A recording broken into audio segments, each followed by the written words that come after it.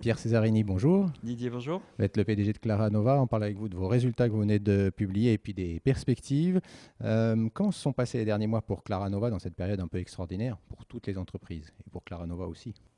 Donc ça s'est plutôt bien passé. Les résultats du semestre sont plutôt très bons. On a dit à la fois une forte croissance, on a doublé la profitabilité et en fait finalement on est assez résilient et on aura d'une certaine façon, comme quelques entreprises du numérique, plutôt profité du Covid.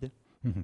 Alors, il y avait eu des sujets de logistique que vous aviez signalés au cours du premier semestre. Est-ce qu'aujourd'hui ils sont réglés? Oui, voilà, donc on a eu effectivement un engorgement des capacités logistiques sur Q4, sur la période de fin d'année, donc effectivement qui a limité un peu la capacité de pouvoir livrer nos clients. C'est aujourd'hui derrière nous, il y a plus de sujet en tout cas depuis le début de l'année calendaire. Quand on parle de vos activités, si on parle de Planet Art, est-ce que vous êtes dans la phase de continuer à privilégier la profitabilité à la croissance pour Planet Art? C'est quelque chose sur lequel on est en constant arbitrage. Aujourd'hui, on a bien vu la dynamique de du modèle économique lié à Planet Art. On voit bien que quand on fait un peu moins d'investissement marketing, comme on l'a fait sur le dernier semestre, on a immédiatement un boost de profitabilité. Et je dirais on est en constant arbitrage entre croissance versus profit. Ce qui est important pour nous, c'est qu'on a cette capacité de pouvoir jouer sur les deux leviers. Mhm.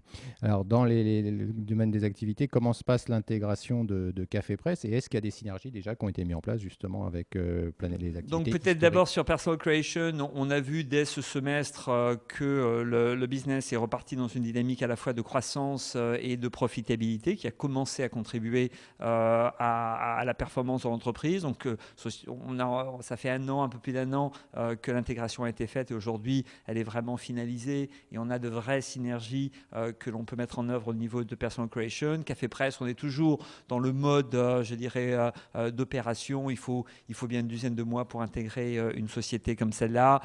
Surtout le fait qu'on l'intègre totalement dans la plateforme Planet Art, c'est pas juste un business sur le côté qu'on gère de façon séparée. Donc les choses sont en cours, se passent plutôt bien et j'espère qu'on en verra les bénéfices dans les mois qui viennent. Alors, vous avez aussi donné des informations concernant AvantQuest avec ce basculement vers le mode de SaaS, hein, Software as a Service. Quel est l'impact justement sur cette année, sur les derniers mois et puis sur les prochains mois? Comment ça va se passer?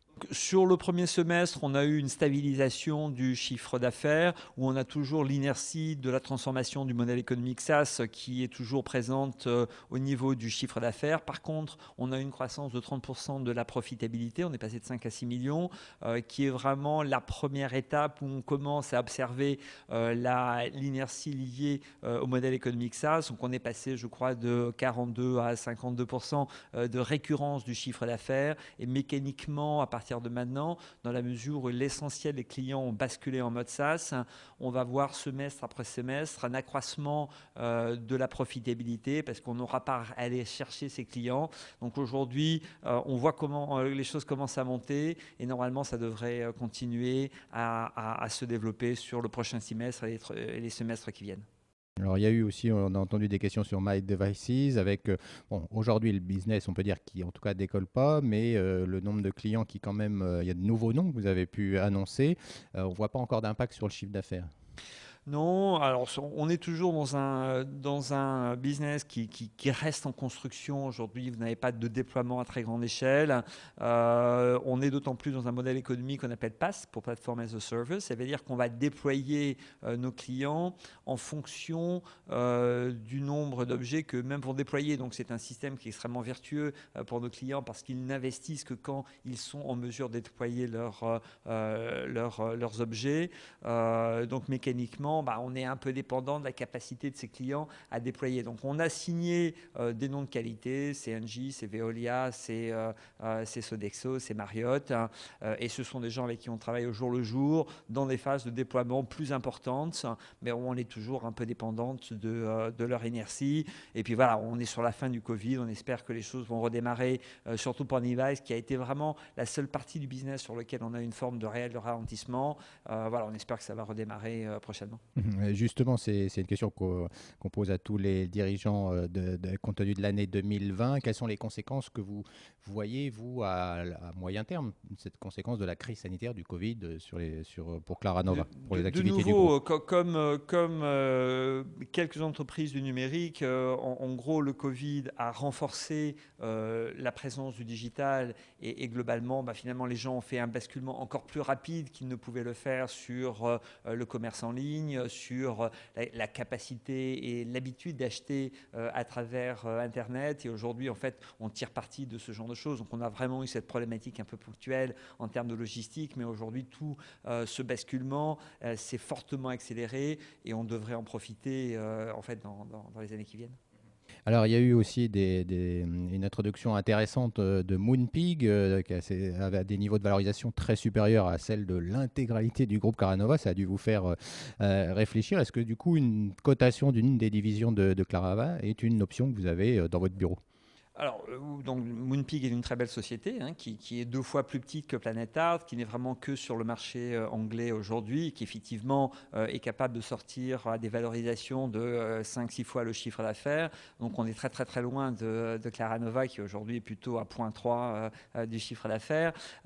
Effectivement, la capacité à pouvoir sur chacune des filiales en fait l'introduire de façon séparée est une opportunité qu'on regarde. On est vraiment arrivé à un stade de maturité en termes de chiffre d'affaires, de rentabilité. Je dirais le travail de transformation est vraiment derrière nous. On a aujourd'hui à la fois des business qui sont solides, une visibilité qui est plutôt très bonne, des potentiels devant nous qui sont forts. Donc la capacité à aller chercher de la valeur au niveau de chacun des business est bien sûr quelque chose qu'on regarde. Voilà, donc vous avez cette flexibilité, je dirais.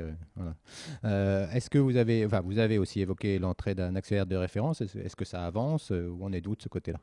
Donc c'est un vrai sujet. On est aujourd'hui effectivement dans une problématique où on a à la fois trop de retail flottant et pas assez de stabilité au niveau du cours pour pouvoir repartir dans une dynamique de croissance aussi forte qu'on a pu la connaître sur les 3 premières années. Donc c'est vrai qu'avoir un investisseur de référence qui puisse prendre une passe significative est un vrai sujet pour nous.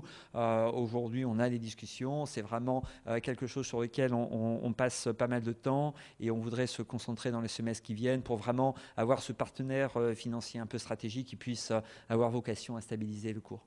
Le mot de la fin sur les perspectives, est-ce qu'il est facile de se projeter? On aimerait tous se projeter compte tenu de la situation sanitaire, c'est pas forcément évident. Pour l'entreprise, pour Claranova, comment se présentent les prochains mois?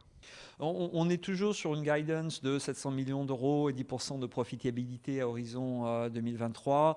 On est sur des modèles économiques qui sont en fait d'une grande prédictibilité. Aujourd'hui, les business qu'on a construits, on peut parler bien sûr de Planetard, mais c'est aussi le cas pour AvantQuest. Et je dirais, je mets un peu MyDevice sur le côté bien évidemment, mais c'est 1% du chiffre d'affaires.